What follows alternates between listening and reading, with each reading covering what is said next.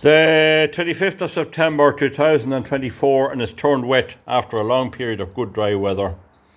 This is the Shenhua 90 lathe, and this is, I showed you this before, this is the a vertical slide. Now the light is a bit funny, but you see it there, I have the adjuster there, the stops on it, so whatever distance you go, this cannot move now because it's locked here by this attachment I've made. You see that there? The light's not good, and the light is shaky. You see that there now, so you have the idea. Now, this provides a face like a milling machine. So essentially the lathe's mandrel or spindle is the upright or the quill of the milling machine, and then you have this adjustable slide which can be swung around and adjusted for working and doing work on. Now, one of the things you see here is a stop. You see that there? This is a stop. So that means that when I run up, it comes to a dead end. That's it. There's no more. So you don't have to be guessing it. That gives you the stop. And any bit of 8mm threaded bar or bolt or anything will do. And then you have this joint here that you can adjust it a bit, and you can put in different pieces to suit the work. Now here is another thing. Here is a cross slide stop. So this is bolted down on the bed, on the cross slide, and there's a bolt. You see it there? I'm pointing at it here now with the spanner. See that bolt? That bolt there rubs against the side of the bed. You have to be careful not to rub it too hard that you might damage the bed, but it stops. It lets you push in your. You see? It lets you push in the bed, but then it brings it to a stop.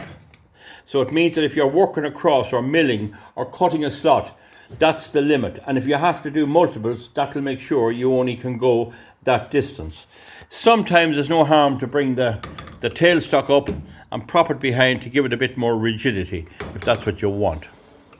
So there's a process known as dividing, and if you see here, I have a little yoke there, a little holder, and this here fits in. You see, I have this for years, and that can be tightened here, and around the edge of this are marks, and there's 12 of those, and how I got to them is a long story, but essentially the chuck on most of these lathes is exactly 1/3. It's exactly 1/3. They're accurately divided, and so you can put a spacer on the bed, and you can put this in the chuck, and you can mark it with a cutter tool. Just pull it across it like that, and you can mark it, and you can see these cuts here. And then on this lad here, it's a bit hard to see it now. On this lad here, you have a wee mark, and I use Tipp-Ex usually, but all the marks are scraped in a piece so that they do make a permanent indentation. So there's 12 marks around it, and then here we have a little button here. That's just chemical metal in here, and I'll have to pause for a minute. So that makes sure it's roughly in the right position when you have it out on the bench. And then what I do is, I have no way of holding it right at the minute, but a vice grips will do. If you put a vice grips like that, it will hold it. It'll hold it for the moment. And then you tighten this one. Now, you can put a round piece or anything on that, depending on what you're doing.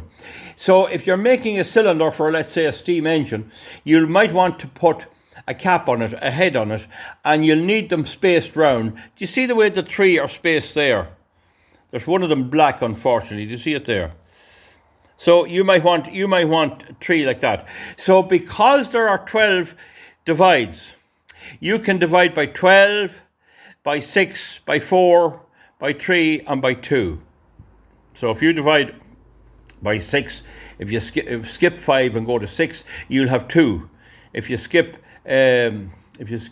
2 and go to 3, you'll have 4, etc. So that's a dividing they call them a dividing head. Now there's an actual right thing for doing this, but it wouldn't fit on the front of that. Now another example of where you might use this, if you were making a nut.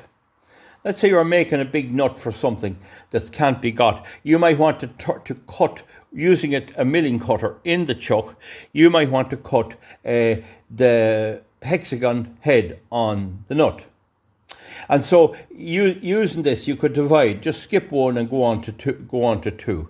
So that's a dividing head.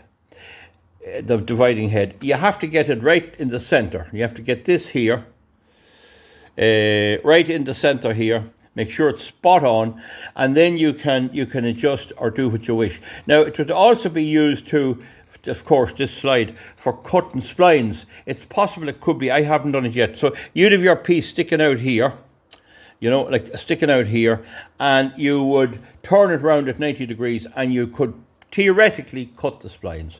Now it must be said, all of this is for light work. You needn't be using a big milling cutter on this, and you have to go very slow and give it this time, but it will work if you do it that way. Because you'd never yourself space out holes or whatever accurately, so that you'd have an even distance between them, whether it's 6, 7 or 8. Well, I can't do uneven numbers on this, but I don't need to, because by and large you'd always be putting 6 studs in a cylinder head. And there's the drill bit, and you could also have a milling cutter like this you see here, and put it in there and all that. So that's the general idea of it, of the vertical slide. I have done some good work with it, but generally speaking, what the main thing I learned from it is that you need to go unbelievably easy, and you have to think it out. It's very easy, make a slip, and instead of skipping 2, skip 3, and then the work is spoiled. So this here holds it in place. This must be rigidly attached to this, whatever clamping mechanism you have. There's that one there. It's there. And there's parts for tractors, would you believe, I can make on it. Amazing what people come to me with things like that. So anyway, I'll leave you like that on the Chenois lathe. This is the tailstock here, and maybe if I'm doing anything, I'll show you and give you an idea of it. Another thing about it, when you put a milling cutter in the chuck, it tends to pull it out, and that's a problem. You could think you had everything set up, and you'd go to mill something and the milling cutter moves out. That is a problem. I really need collet chucks or some sensible, strong way of holding the tools in this lathe, and I never actually go around to that, and hopefully I will, because you could be cutting away there maybe with a milling cutter like this one. This one doesn't have the Clarkson thread. You could be cutting away with that in the chuck there, see, and it'll pull in. And that's how you learn the hard way. You have to be very, very careful, because you might think you had your depth set and suddenly the milling cutter cuts in, if that's important. Sometimes when you be doing studs like that, or little bolts in the top of a head or something, you might want to put a little countersink or a counter bore to let the heads of the bolts go down to be flush. And again, this would be ideal for that, provided you be careful what you're doing. And as I say, what I'm learning from this is I need a proper holding procedure for my tools in the other than a chuck. A chuck is a poor enough way of holding tools in the lathe. It's a great way to hold work, but not necessarily a good way to hold tools. Right, I think I've covered everything, folks. See, this here is 13 mil, so I can adjust it here. I can adjust it there and tighten that then on that. You see, that's how it works.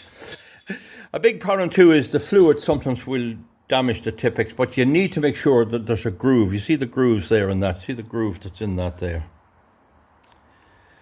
And see them there now. And then you can put that up opposite the mark. Very good. We'll see you back. Thank you.